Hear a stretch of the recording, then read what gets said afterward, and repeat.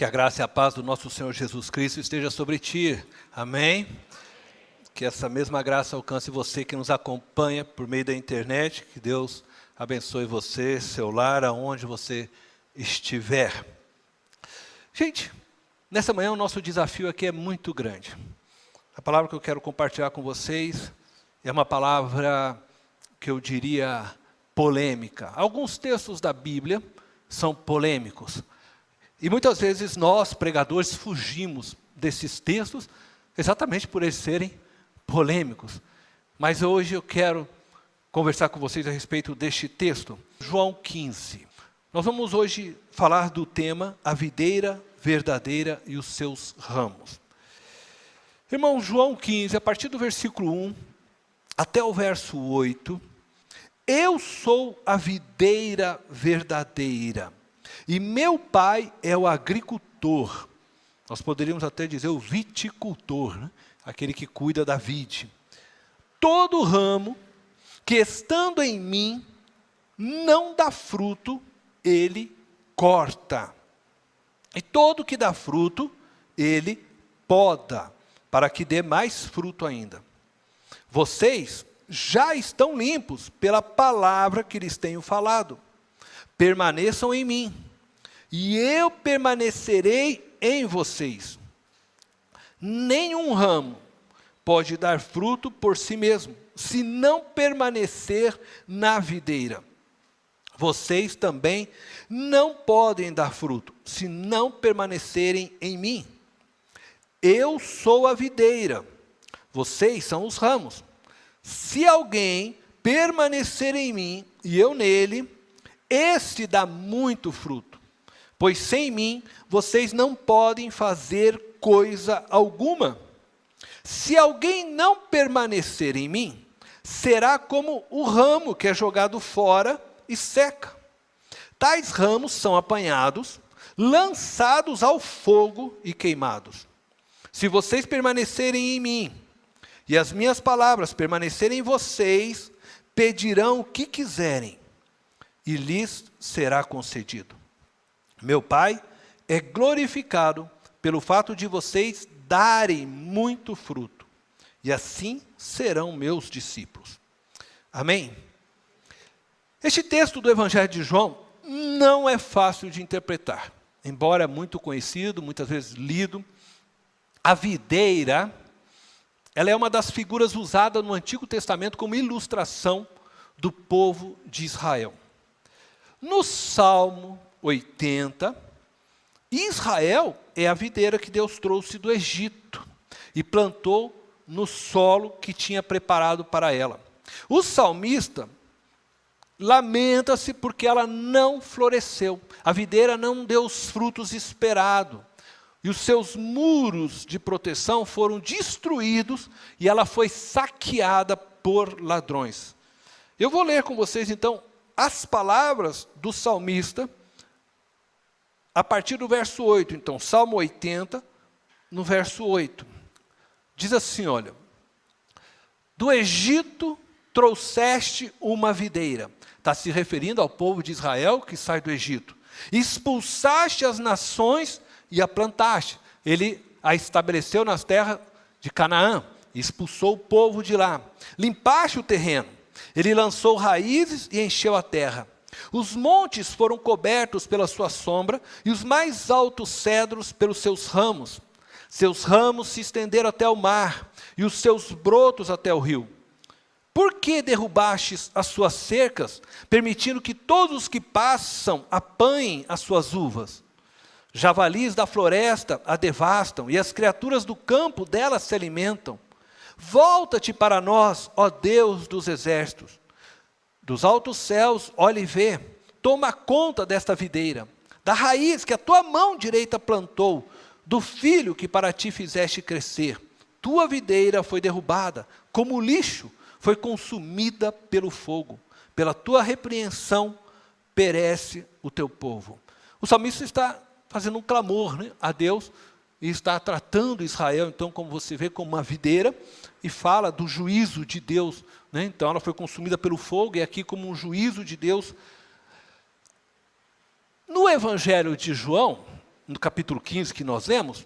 Então, Jesus se apresenta como a videira verdadeira. Isso significa que ele chama para si tudo aquilo que Deus havia projetado, tudo que Deus havia planejado como videira.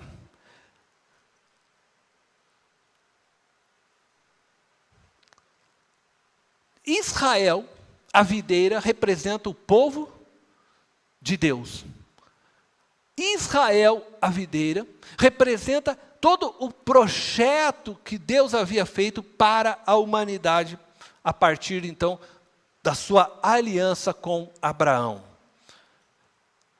E Jesus chama para si essa responsabilidade. Agora ele afirma: eu sou a videira verdadeira. O que ele está dizendo de outro lado era que Israel era só uma figura, uma sombra de algo então que seria revelado, e agora ele está se revelando para os seus discípulos que ali estavam ouvindo. O povo de Israel, enquanto videira, não produziu os frutos esperados, de tal forma que Deus permitiu que fosse saqueado, destruído, como nós vimos, né? Veio o juízo de Deus. Jesus, pelo contrário, Jesus produz os frutos esperados pelo Pai. O significado principal deste ensino aqui de Jesus, de João 15, aponta para o nosso relacionamento com Ele, Cristo, e a nossa dependência para com Ele. Dependemos totalmente dEle. Sem Ele não podemos produzir fruto. Sem Ele não há um fluir da vida. Porque Ele é a videira. É dele que sai toda a seiva, é dele que flui a vida, que vai então para os ramos. Ele é a videira verdadeira. E eu diria que, assim como no Salmo 80, o Evangelho de João nos afirma que o Pai é aquele que cuida, que cultiva a videira. Até aqui, a gente não encontra, né, nenhum, acho, problema no entendimento deste texto, até o primeiro verso. Mas quando a gente entra no segundo verso, aí surge para nós uma expressão que eu diria assim, complicadora, se eu posso assim dizer. Veja só o que diz o verso 2, João 15, verso 2. Todo ramo que, estando em mim, não dá fruto, ele corta. Aqui nós encontramos então o fator complicador. É a palavra corta. A palavra do grego aí, airo, significa remover. Todo ramo que, estando em mim, não dá fruto, ele corta. A questão aqui é de você definir o que é o ramo. Quem são os ramos? A palavra grega, airo, ela significa remover. Alguns estudiosos dizem que ela pode significar também levantar. É como se o cultivador fosse lá e levantasse os galhos, o ramo, para que ele pudesse encontrar luz e assim crescer novamente. Entretanto, esse texto, no seu todo, parece não denotar isso. Ele quer dizer realmente remover, cortar, tirar. Por quê? Porque nós lemos que no verso 6 ele diz que esses galhos vão ser jogados fora. Então, não é um levantar e vai ficar. Não, ele vai cortar porque vai ser queimado. Vai ser queimado. Então, não dá para nós levarmos nesse sentido, como alguns estudiosos tentam fazê-lo, para poder, dessa forma, justificar suas próprias doutrinas. Nós precisamos ler a Bíblia com muito cuidado, e nós não temos que ler a Bíblia tentando defender uma posição nem arminista, e nem tentar defender a posição calvinista ou qualquer outra. Nós temos que ler a Bíblia e enxergar o que está nela. E é por isso que eu digo que é complicado, então eu quero que você esteja muito atento àquilo que nós vamos falar aqui. Eu quero propor duas maneiras de nós compreendermos este texto, tá? A partir da palavra ramo. Por quê? A palavra ramo ela pode ser compreendida se referindo aos discípulos. Aí ela está dizendo a nós, cristãos. E uma outra proposta se referindo à humanidade, de uma maneira geral. Então, eu vou apresentar essas duas propostas, tá, a vocês. A primeira proposta, nós vamos estar considerando, então, ramo, se referindo aos discípulos, se referindo a nós, cristãos. Essa consideração, ela é sustentada pela afirmação de que a metáfora da videira se refere a Israel, povo de Deus. Então, quando Jesus diz eu sou a videira, e tudo que está ligado a ele está se referindo ao seu povo, isto é, os ramos estão ligados a ele, então os ramos são seus discípulos, são o seu povo, são aqueles que se dizem, então, convertido a Cristo. Parte deste princípio, então, a ideia de que se o texto se refere aos discípulos. Bom, um ramo de videira não tem vida e nem utilidade se não continuar ligado à videira. A seiva que flui pelo caule é o que capacita os ramos a produzirem a uva, o fruto. Sem a seiva, sem a vida, né, que passa então por esse caule até chegar aos ramos, não há vida, não há fruto. Aí ele se torna infrutífero. Dentro dessa consideração, o texto está nos dizendo que a mesma coisa acontece com os discípulos de Jesus. Somente à medida que os seus discípulos permanecem unidos a ele e têm nele a origem e a fonte de sua vida, é que eles podem produzir o fruto. Que fruto?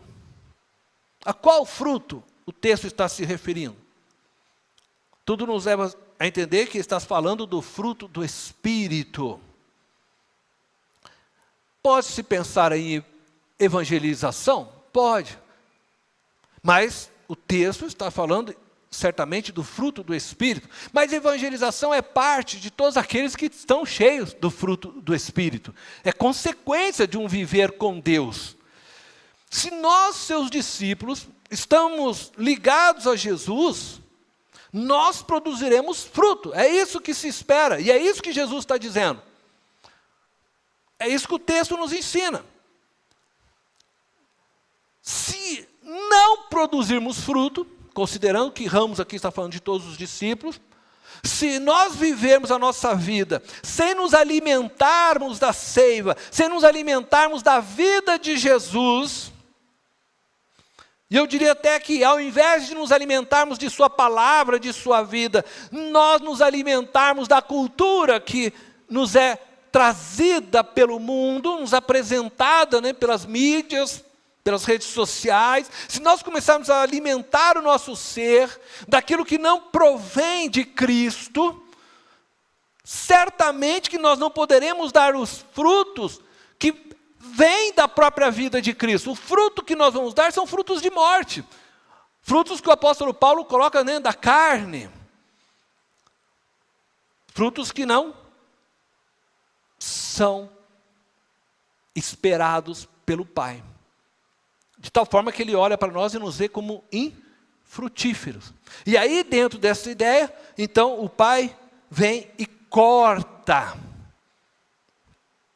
Mas lembra que nós estamos falando de discípulos, nós estamos considerando que esses ramos sejam discípulos, pessoas que estão ligadas com Cristo. Pessoas que dizem terem nascido de novo. E o texto nos mostra que sem Jesus nós não vamos conseguir ter uma vida frutífera, uma vida dominada pelo Espírito Santo. Sem a vida de Jesus correndo em nossas veias, né, em nossos neurônios, em nossas moléculas, células, jamais nós produziremos frutos para a vida eterna. Jesus afirma: sem mim nada podeis fazer.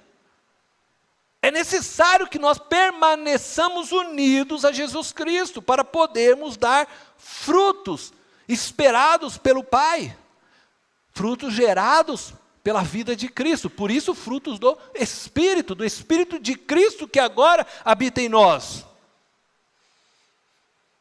E talvez você possa se perguntar: mas como podemos permanecer nele? Ele mesmo já fala, Jesus, permanecendo nas suas palavras. Então, para que você possa permanecer nele e ele em você, é preciso que você guarde as suas palavras. Aquele que me ama, guarda os meus mandamentos. Isso significa que é preciso que você obedeça as palavras dele. É preciso que você conheça a vontade dele por meio da sua palavra e viva a vontade dele. E assim então você permanece nele e ele em você. Por isso a Bíblia precisa ser lida e meditada por nós com seriedade. Agora eu não vou fugir da complicação desse texto. Poderia parar aqui, né? Estaria ótimo, mas eu me sentiria mal em deixar essa coisa assim, né? Então, qual é o fator complicante desse texto? É que toda a Bíblia, ela nos ensina que aqueles que nasceram de novo não perdem a sua salvação. Aqueles que nasceram de novo, que estão ligados em Cristo Jesus, que são seus discípulos de fato, então, estes não podem ser separados do amor do Pai. Não perdem a salvação. Por quê? Porque foram selados com o Espírito de Deus. E a Bíblia diz que o Espírito de Deus é o quê? Penhor da nossa salvação, é a garantia da nossa salvação. Então, como, nesse sentido, pode um discípulo ser cortado da relação com Deus e jogado ao fogo para ser queimado? Essa é a questão deste texto. Segundo essa compreensão que nós estamos aqui considerando, os ramos que não dão frutos serão cortados. O texto está dizendo isso no verso 6. E aí eu quero deixar claro uma coisa. Primeiro, estes discípulos que serão cortados, já diz o texto, não dão frutos. Não dão frutos. E o texto já está nos ensinando que eles não dão frutos porque não permanecem nele. As suas vidas, então, só servem para serem lançadas ao fogo. Conforme o versículo 6. Eu vou ler o que diz, então, João 15:6, só para relembrar. Se alguém não permanecer em mim, será como o ramo que é jogado fora e seca. Tais ramos são apanhados e lançados ao fogo e queimados. Eu vou aqui apresentar para vocês as diversas propostas dos teólogos. Para muitos teólogos, Jesus está se referindo àqueles que recebem a palavra com alegria, mas que ao serem questionados pelos amigos, ou diante as muitas tarefas impostas pela sociedade, acabam deixando o evangelho de lado. Jesus menciona estas pessoas na parábola do semeador. Mateus, capítulo 13, depois vocês podem ler em casa, do verso 18 ao 23. Contudo, na parábola do semeador, existe um abandono da fé por parte daqueles que creram, e não uma intervenção, uma ação de Deus cortando as pessoas da sua ligação com Cristo. Existe uma ação do próprio homem com relação a Deus, se distanciando de Deus por vergonha, por tempo, enfim, conforme diz a parábola, mas não uma ação de Deus cortando. Outros teólogos afirmam que Jesus está se referindo às pessoas que pensam serem discípulas, que obtiveram o conhecimento da verdade, professaram a sua fé, foram batizados na igreja, mas que nunca se converteram de fato ao senhorio de Jesus. Elas estão na igreja, parecem convertidas, mas não são convertidas.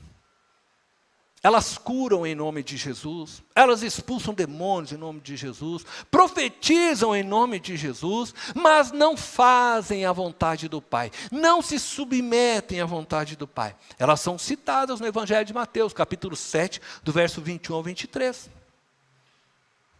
Jesus diz, a essas pessoas: vocês me chamam Senhor, Senhor, Senhor, mas eu nem vos conheço. Apartai-vos de mim, ele diz. Aí eu levanto também o questionamento: porventura, estaria Jesus chamando de discípulos aqueles que ele sabe que nunca foram seus discípulos? Ele estaria colocando aqui como discípulo pessoas que não são de fato discípulos? Eu acredito que não. Não consigo entender o texto assim também. Ainda outros acreditam que Jesus pode estar se referindo aos apóstatas. Estes são aqueles que abandonaram a fé por alguma razão. Tiveram uma experiência com Deus, mas não permaneceram nele, conforme diz o texto. Sabe, minhas palavras não permanecerem, E estes são, para mim, como aquelas pessoas da parábola do semeador. Elas abandonaram a fé. O apóstata é aquele que abandona a sua fé. Não foi Deus também que cortou essas pessoas da sua relação pessoal. Elas cortaram Deus da sua relação. Agora, preste atenção nisso. Ainda outro grupo que afirma que cortar é o que Deus fez com Safira e Ananias. Que ao mentir para o Espírito Santo, caíram mortos. Também dentro deste grupo é citado como exemplo os crentes de 1 Coríntios, capítulo 11, verso 29 e 30. Diz lá o texto que muitos dormiram, isto significa dizer que muitos morreram, por pecarem contra o corpo na hora da celebração da ceia. O pai foi lá, vocês estão brincando comigo, cortou eles, segundo essa posição teológica. Neste sentido, então, o pai corta os maus exemplos da igreja para que ela possa continuar crescendo e frutificando. Agora eu levanto aqui uma pergunta, eu não tenho a resposta, só vou levantar a pergunta. Será que Safira e Ananias, assim também como os irmãos lá de Corinto, foram lançados no fogo? Porque o texto diz que vão ser lançados no fogo. E aí então nós também poderíamos perguntar, se de fato eles também tinham nascido de novo?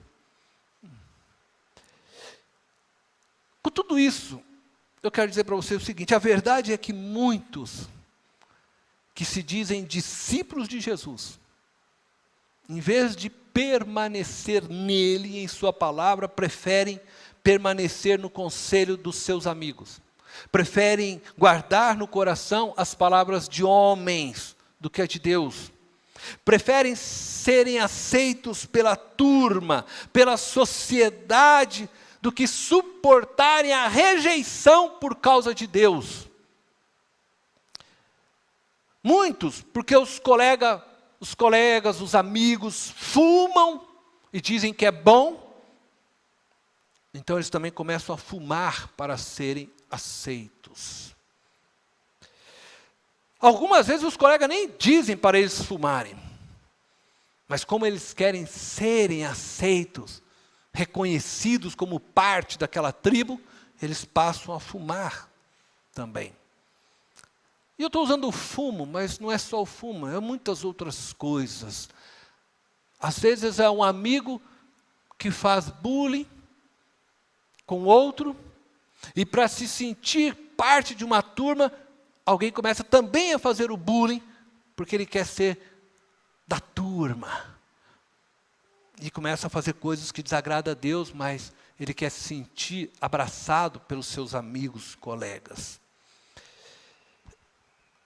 Então ele prefere agradar homens do que a Deus, agradar o ego do que a Deus.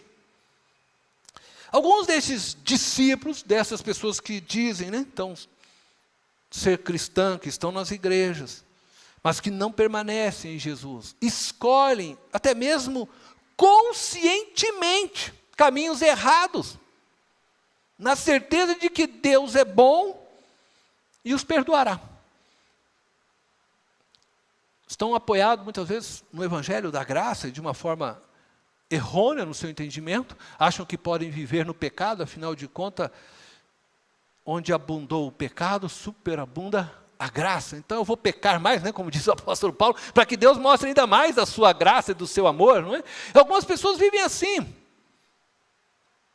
Eu vou passar o carnaval pulando, bebendo, fazendo coisas erradas, mas no final, na quarta de cinzas, tudo se resolve, Deus está pronto para perdoar lá, né? Pessoas vivem assim, como se Deus fosse um bobão, lá no céu, não vê as coisas, não lê o coração do homem, não sabe quem realmente está arrependido. Então eles escolhem pecar, acreditando então que Deus irá ignorar, os seus pecados.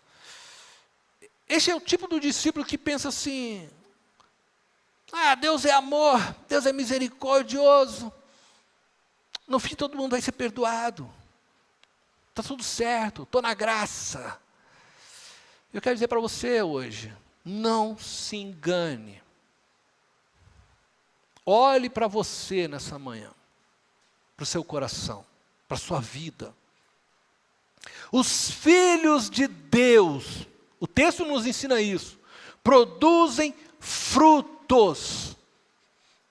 Frutos do Espírito de Deus. Os filhos de Deus vivem em santificação, em amor, vivem na busca de paz, de justiça, de humildade. Os filhos de Deus pregam a mensagem da salvação, vivem a mensagem da salvação. Os filhos de Deus respeitam o seu próximo, não ficam por aí agarrando menininhas pelas esquinas da cidade, e nem as suas filhas. Fica cada dia com um rapazinho. Os filhos de Deus sabem que os seus corpos são santuários do Deus vivo, e não templo para a prostituição, para o despertar de desejos sexuais de outros. Se vestem com decência. Os filhos de Deus não destroem suas vidas com cigarros, drogas, álcool, qualquer outra coisa. Pois sabe que Deus deu a vida a eles para glorificá-lo e honrá-lo por meio dela. De fato, estes discípulos que não permanecem em Jesus, não são discípulos. São simpatizantes da mensagem de Jesus, e a igreja tem muitos simpatizantes, mas não são discípulos, pois não se deixam ser governados por Jesus, através do Espírito Santo e da sua palavra. Elas chamam Jesus de Senhor, Senhor, oram para Jesus, Senhor, Senhor, expulsam demônios em nome do Senhor, profetizam em nome do Senhor, mas na hora que precisam tomar decisões e posições éticas, morais, elas tomam a partir dos seus próprios umbigos, do seu coração, do seu ventre, dos seus desejos pessoais, e não direcionados pela palavra e pelo Espírito de Deus. Amam mais ao mundo do que a Deus. Preferem a honra que homens podem lhe oferecer do que a honra que Deus tem guardada nos céus. Valorizam as conquistas deste mundo, os conselhos deste mundo. Pais que não dão importância aos conselhos bíblicos para a educação de seus filhos, mas valorizam tudo que se escreve lá fora de educação, que os psicólogos, que os educadores, que o Paulo Freire e tantos outros, sei lá, escreve.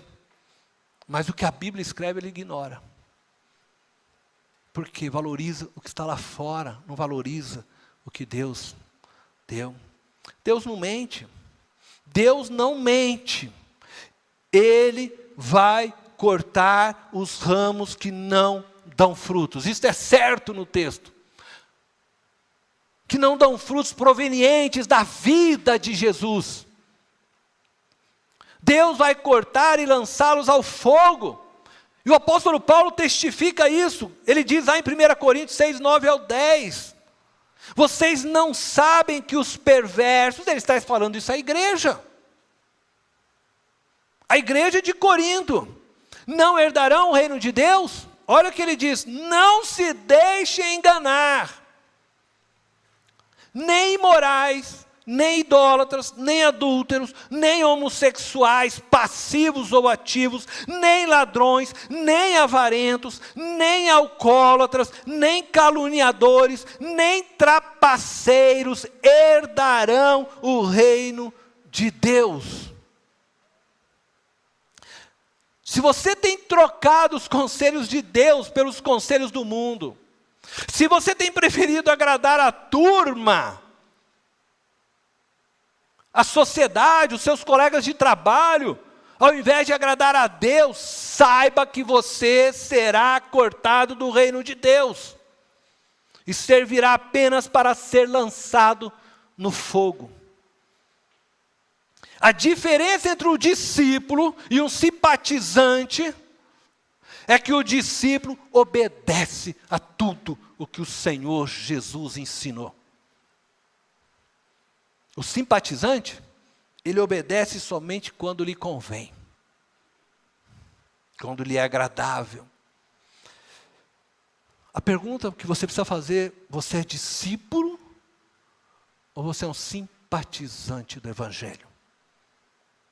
O discípulo será salvo e tem a vida eterna.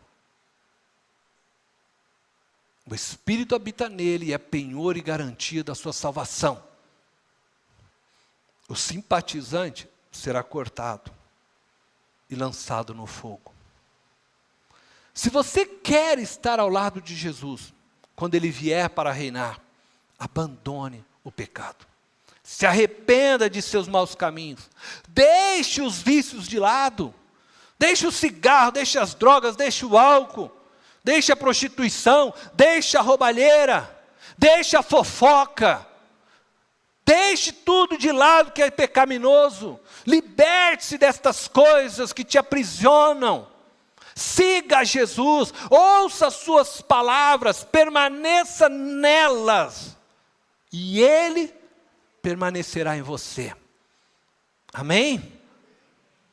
Quem sabe você está dizendo assim no seu coração aí, pastor, eu tenho tentado me libertar, mas não consigo.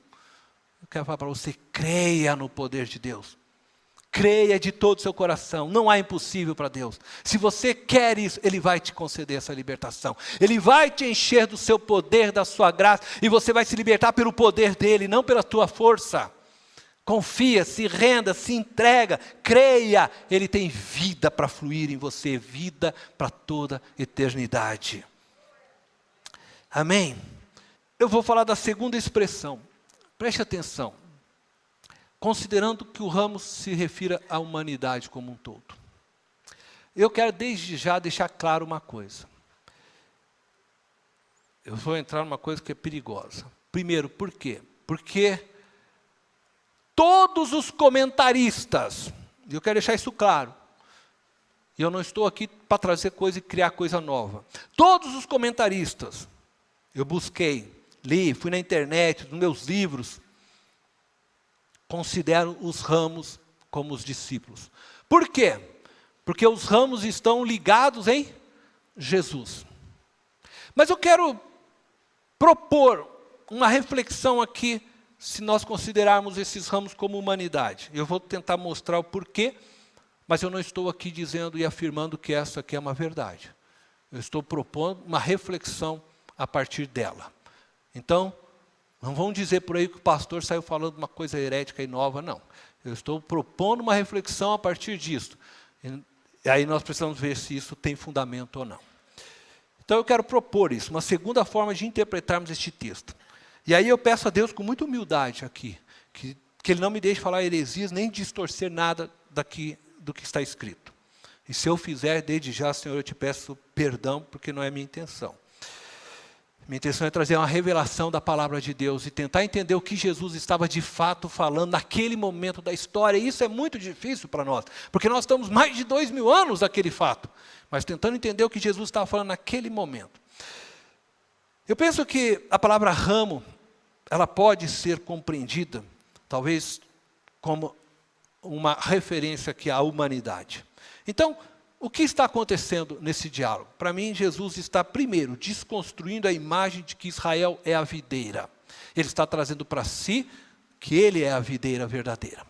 Então, ele está desconstruindo aos seus discípulos, ele está falando com seus discípulos eram judeus e que tinham na sua concepção e na sua teologia essa ideia. Eles eram a videira, o povo de Deus. E Jesus está dizendo, eu sou o povo de Deus, eu sou a videira verdadeira, onde todo ramo precisa estar ligado, conectado para a salvação, para a vida. Ele está desconstruindo de seus discípulos essa percepção de Israel, judeus, ser o povo. E ele está trazendo para ele essa responsabilidade.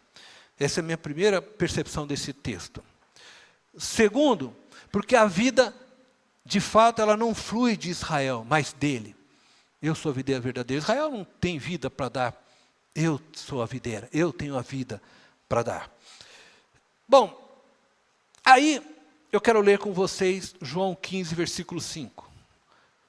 Diz assim, eu sou a videira. Jesus faz essa afirmação, vocês são os ramos. Ele vira para os seus discípulos, ele está dizendo aos seus discípulos, vocês são os ramos. E aí ele diz, se alguém permanecer em mim e eu nele, esse dá muito fruto. Aqui para mim tem também algo que eu considero que deve ser pensado, e que nenhum comentário também eu encontrei. Bom, Jesus está dizendo aos seus discípulos, eu sou a videira, vocês são os ramos. Agora, o que ele está dizendo? Ele está dizendo de fato aos discípulos, como pelo fato deles estarem discípulos ligados, ou como discípulos ser humano? Ele está considerando esses discípulos como se fosse qualquer ser humano, ou porque esses discípulos estão ligados? E aí, para mim, a referência da continuidade, se alguém, ela me lança à humanidade. É como se ele estivesse dizendo a estes discípulos assim, olha, eu sou a videira, vocês seres humanos são os ramos. E se alguém permanecer em mim e eu nele, esse dá muito fruto. Me parece que quando ele lança a ideia de se alguém, e ele não fala isso só uma vez, no texto depois você pode ler, ele vai falar mais vezes, ele trata nesse sentido generalizado, e quando ele fala se alguém, me parece que ele está estendendo além de vocês, muito além de vocês, a qualquer um. Ele está dizendo que permanecer em mim e eu nele, esse dá muito fruto. Então ele estende as palavras dele para mim, além de seus discípulos. Nesse sentido, o ramo que não permanece nele, o ser humano que não permanece nele, será cortado pelo Pai. E o ser humano que permanece nele, que guarda as suas palavras, então dará fruto. E é isso que me parece que Jesus está falando. Jesus, como a videira verdadeira, é o centro de onde toda a vida flui. Ele afirmou, eu sou a verdade, o caminho e a vida. Não existe vida fora de Jesus. Não existe. Todo ramo, isto é, se eu pensar no ramo como humanidade, todo ser humano e toda criatura na face da terra só tem vida porque é sustentada por Jesus. Ele é o Deus que sustenta toda a vida. O apóstolo Paulo me parece entender isso Paulo, ele tem uma teologia, parece mais avançada que os demais, não é? E ele escreve as seguintes palavras. Atos 17, verso 28, ele diz assim: pois nele, veja o que Paulo está dizendo, pois nele vivemos, nos movemos e existimos. Ele não está se referindo somente aos discípulos, ele está se referindo à vida, a toda a vida. Ele está falando para os atenienses agora, ele não está mais falando para judeus, ele está dizendo para os atenienses, ele está no seu, todos, ele diz, nele nós vivemos. Sabe esse Deus que vocês estão falando aí que não conhece? Sabe essa imagem? Eu conheço esse Deus, e eu quero dizer para vocês que nele nos movemos. Ele está dizendo para os atenienses.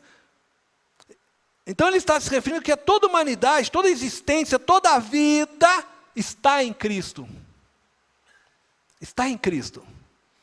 Aí ele faz essa mesma afirmação em Colossenses 1,17. A igreja também agora de Colosso, ele escreve lá, e ele diz, referindo-se a Jesus, ele é antes de todas as coisas, e nele tudo subsiste. Eu não sei se vocês viram, eu destaquei ali a expressão nele, porque essa expressão nele é a expressão grega en auto. Ela pode ser traduzida de duas formas. Por ele, pode ser traduzida por ele ou nele. Quando se traduz por ele, nós estamos dizendo que Jesus é o instrumento de toda a existência. Por ele existimos, por ele vivemos, por ele andamos, por ele nos movemos. Ele é o instrumento de toda a vida, ele é o instrumento que faz a vida existir. E quando você traduz da forma que está nele, então nós estamos agora dizendo que Jesus é o lugar de toda a existência. É o lugar onde se move, onde se vive. E segundo os teólogos, e aí não sou eu, Cornélio, segundo os teólogos, as duas formas podem ser corretas, e as duas formas, segundo os teólogos, devem ser consideradas. Isso significa que nós existimos por ele, isto é, ele é um instrumento que nos move, que nos faz viver, e também existimos nele. Tudo que existe, que você imaginar, foi criado por Deus e está nele. Dessa forma, eu estou aqui vivendo por ele, assim como o ímpio que não conhece a Deus está vivendo por ele, porque ele sustenta essa vida, ele faz a chuva cair, ele faz o sol, ele mantém tudo, como assim os pássaros, né, como os animais, é ele que mantém tudo. E possivelmente pode ser sim, que Jesus está se referindo na videira dessa forma, porque não existe vida fora dele. Agora, se eu estou nele, porque eu me movo nele, eu vivo nele, porque ele faz e sustenta tudo, mas eu não permaneço nele, eu não abro meu coração para que ele reine, eu não me coloco à disposição do serviço dele, eu não tenho a palavra dele como vida para mim, como ele sendo então o meu Senhor, eu não posso dar fruto. Embora ele sustente a minha vida, a vida dele não está fluindo em mim, porque eu não me abri para a vida dele. E aí o Pai vem e corta, e você então vai ser lançado na morte eterna, né? No lago, segundo o livro de Apocalipse, a segunda morte. Entende? Pode ser então, por isso eu estou dizendo que talvez nós tenhamos sim essa possibilidade, embora, como eu disse, todos os comentaristas, eles tiram isso e querem apenas dizer que é cristão, né? É o crente, o ramo é o crente porque está ligado em Jesus. Mas talvez o que Jesus está dizendo é isso. E isso para mim vai de acordo com João 3, 17 e 18. Porque o Evangelho de João, e se a gente fizer uma boa hermenêutica, nós vamos principiar de tentar entender as palavras de João a partir dele mesmo, João. Em João 3, 17 e 18, ele diz assim: pois Deus enviou o seu Filho ao mundo, não para condenar o mundo, mas para que este fosse salvo por meio dele. Quem nele crê, não é condenado. Mas quem não crê, já está condenado por não crer no nome do Filho unigênito de Deus. Neste sentido, todo aquele que não ouvir a palavra de Deus, todo aquele que não crer em Cristo Jesus, todo aquele que, ainda que esteja vivendo neste mundo pela graça comum de Deus, sustentado por Deus, seja ele justo, mas todo aquele que não crer vai ser cortado. Mas todo aquele que crer, o Pai vai limpar para que ele continue dando mais a vida de Deus, brotando frutos. Então eu quero dizer e terminar essa mensagem: se você não se conectou com Jesus, se você não está ligado com Jesus, não abraçou a palavra dele, né? Você não terá existência nele, porque o Pai vai cortar. Ele é a videira verdadeira. A sua vida hoje é só um sopro. Mas se você se conectar com ele, hoje, a sua vida será sustentada eternamente por ele. Fluirá em você abundantemente. E nele você viverá, e se moverá, e existirá eternamente. Feche os teus olhos. Deus amado eterno, queremos te louvar, te agradecer por tua palavra. Eu oro para que teu Espírito possa nos despertar, que no final de tudo possa ficar claro que não temos como viver desconectados do Senhor, que não temos como existir sem o Senhor, que não temos como nos mover na história sem o Senhor, que não há futuro sem o Senhor. E é por isso que eu oro, Deus, para que cada vida aqui possa guardar as tuas palavras e permanecer no Senhor e dar fruto para a tua glória. Em nome de Jesus. Amém.